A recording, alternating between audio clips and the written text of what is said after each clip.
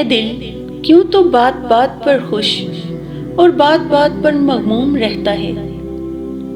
تیری یہ حالت میرے اللہ کے کاموں میں بری طرح مخل ہے۔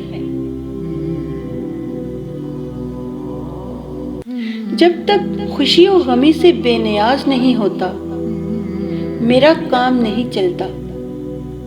تیری حالت کبھی ایک سی نہیں رہتی۔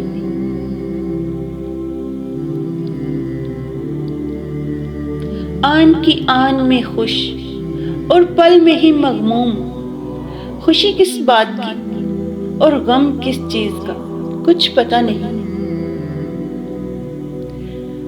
تیری یہ دونوں حالتیں مذموم و مہلک، فانی اور غیر مستحسن ہیں۔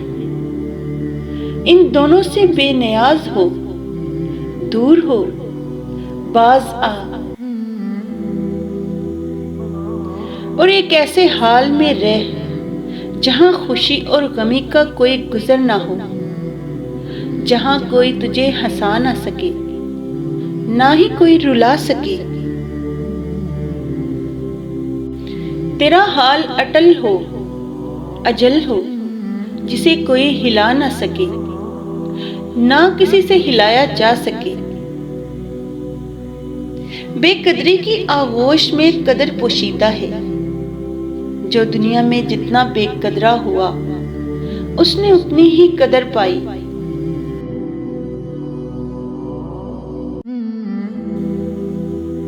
یوسف علیہ السلام جب تک مصر کے بازار میں بکے نہیں، تب تک انہوں نے بادشاہت حاصل نہیں کی۔ ارے او پاگل دل، زندگی کو غنیمت جان اور فضول کے غموں میں مت پڑ۔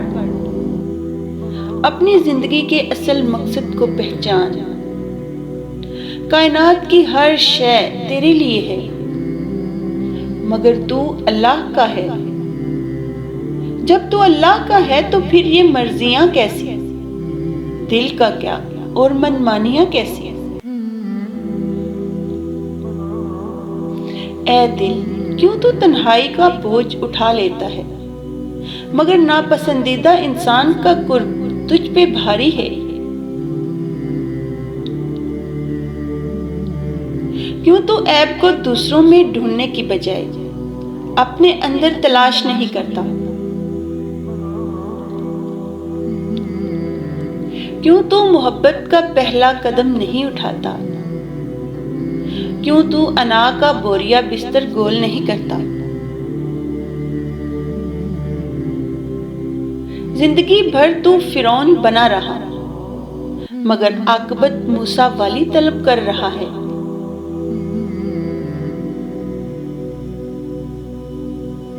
تو لوگوں کے خدا سے تعلق کو اپنے قیاس سے جاننے کی کوشش نہ کیا کر۔ ہر شخص کا اپنا اپنا راستہ ہے اور اپنی اپنی بندگی کی نوعیت ہے۔ خدا ہمارے الفاظ اور اعمال کو نہیں، بلکہ ہمارے دل اور نیت کو دیکھتا ہے۔ محبت کے تیر وحشت کو چھلنی کر دیتے ہیں۔ محبت دلوں کو سینوں میں زندہ اور بیدار رکھتی ہے۔